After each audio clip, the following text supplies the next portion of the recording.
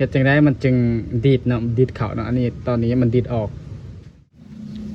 สบายดีทุกคนตอนนี้ก็อยู่มาพบมาพอกับบ่าวคุณคือเก่าคลิปนี้กับบ่มีหยังหลายเนาะเราจะมาเฮ็ดอุปกรณ์หากินตามท้องไร่ท้องนานั่นก็คือบ่วงดีดนั่นเองนี่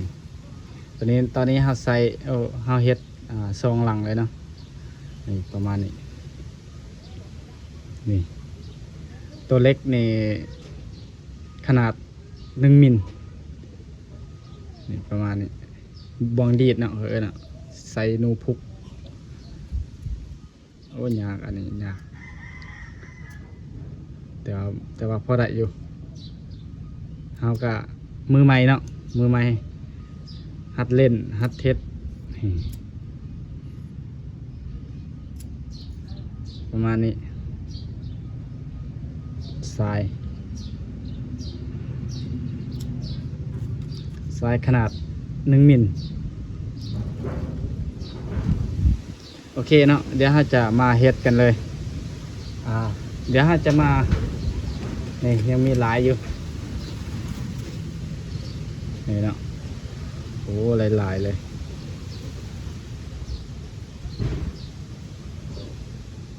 ขนาด1.1 มิลโอเคเดี๋ยวเราจะมาเฮ็ดกันก่อนเฮ็ดน้ำกันเนาะเราก็เฮ็ดบ่เป็นเฮ็ดน้ำกันเฮ็ดเบิ่งน้ำกันตัวใดเราเฮ็ดผิดก็บอกสอนกันได้พี่น้องก่อนอื่นก็เราต้องเฮ็ดบ่วงหัดไว้ก่อน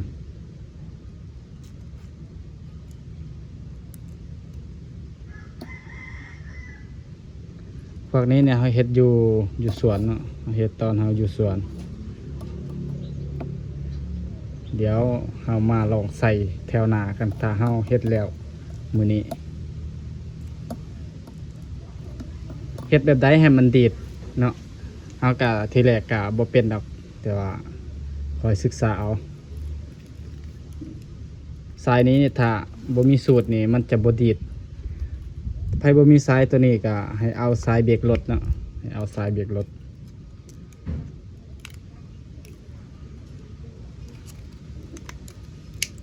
นี่พันเอาจังสี่เลย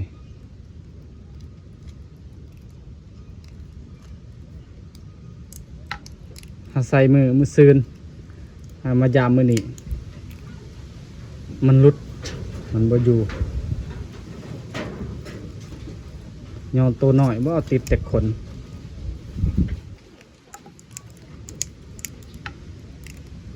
โอ้บ่งามตัวนี้บางคนเขาเอาเหล็กตะปูเนาะบ่งาม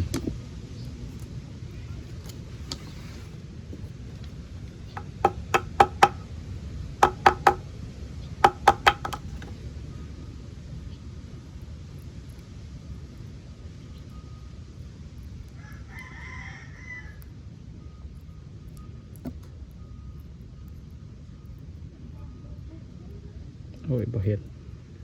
อันนี้เฮาเฮ็ดใหม่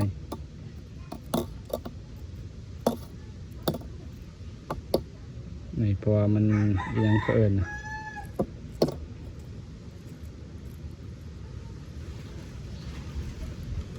เฮาก็เฮ็ดแอบเฮ็ดซื่อๆเนาะพี่น้อง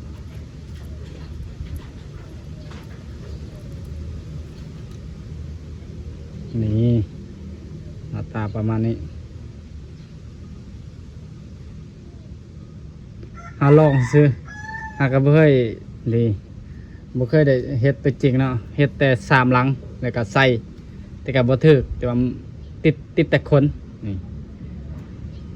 เฮ็ดจังไดมันจึงดีดเนาะดีดเข้าเนาะอันนี้ตอนนี้มันดีดออกสายรุ่นใดก็ได้ถ้าบ่มีสูตรมันก็ดีดออกเบิ่งเด้อ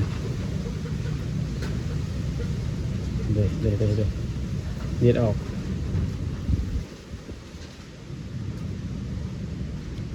ขั้นตอนก็คือเอาไม้นี่แหละเบิ้งก็ลองเฮ็ดกับไม้นี่ที่จริงก็เฮ็ดกับเหล็กเนาะเบิ้งลองเฮ็ดกับไม้ ผมขออนุญาตใส่ตีนเด้อยังบ่ได้ใส่เหล็กซะใส่เหล็กนี่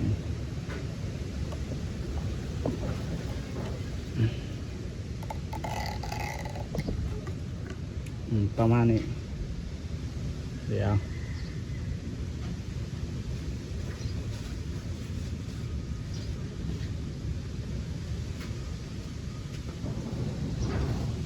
เนี่ยตอนนี้มันก็อยู่แหละมัน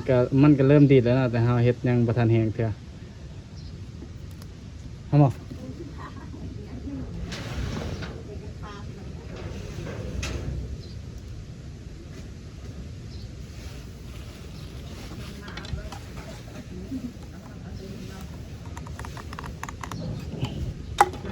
ประมาณนี้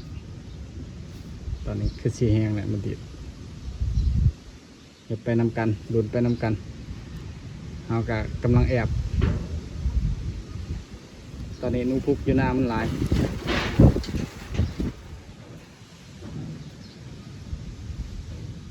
ตอนนี้พอว่านูพุกมันจะบ่ใหญ่เริ่มดีดเลยเนาะ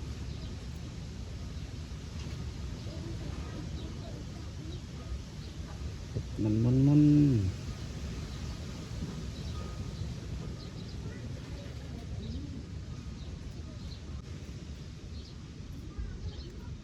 ดีดคักดีดแน่ละบัดนี้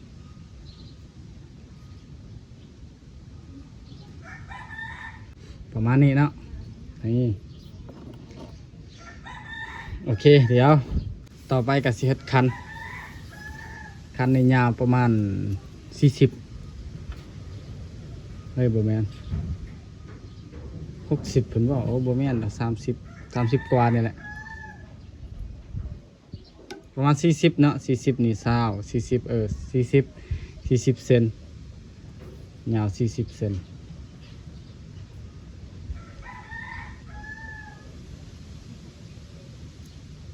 ตัวเฮ็ดแล้วเดี๋ยวขั้นตอนการเฮ็ดก็เดี๋ยวเอามาแทกตัวเก่าก่อน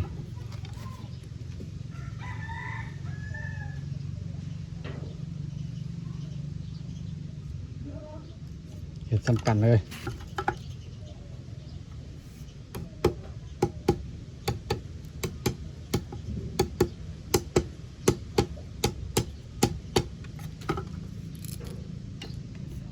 ต้องแหลมปลายมันก่อนบ่วงดักนูพุก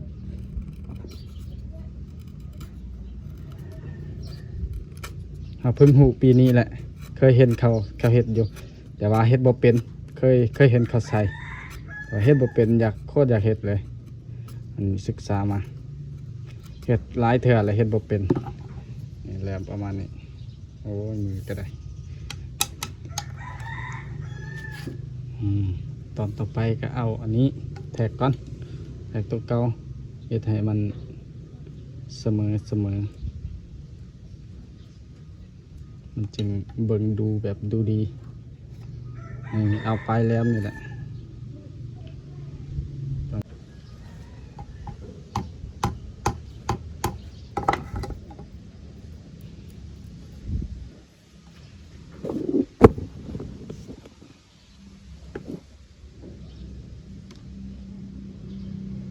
เข้าเลย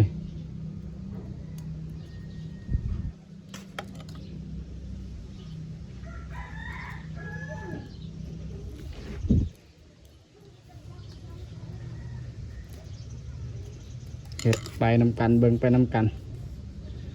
ประมาณนี้กับบ่ยากเนาะ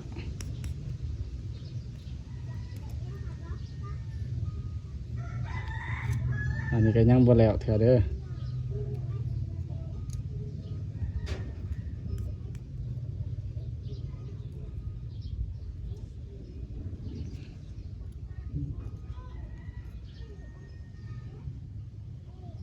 ประมาณนี้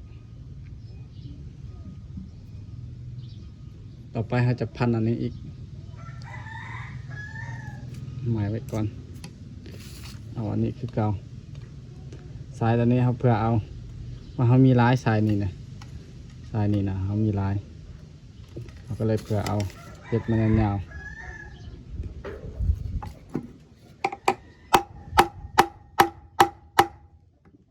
คลิปตัดเอามาม้วนแบบนี้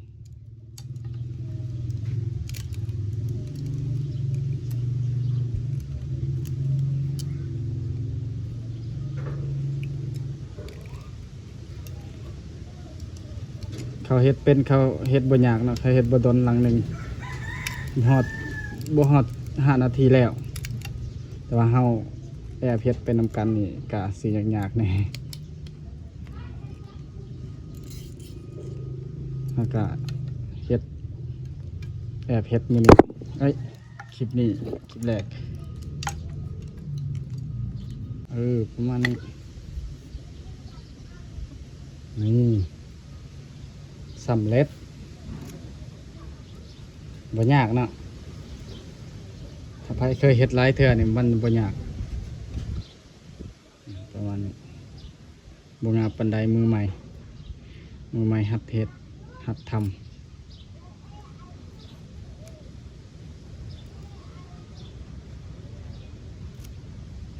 ประมาณนี้เดี๋ยวคลิปหน้าเฮามาลุ้นแต้มกันเนาะว่าถึกแต้มหรือบ่ต้องเฮ็ดตอนเบิ่งจากหลังเขาได้3แล้วเนาะเขาได้3ล้างแล้ว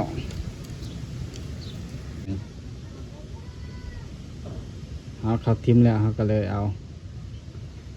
เฮ็ดบวงถ้าว่ามีทรายนี่ก็ซื้อ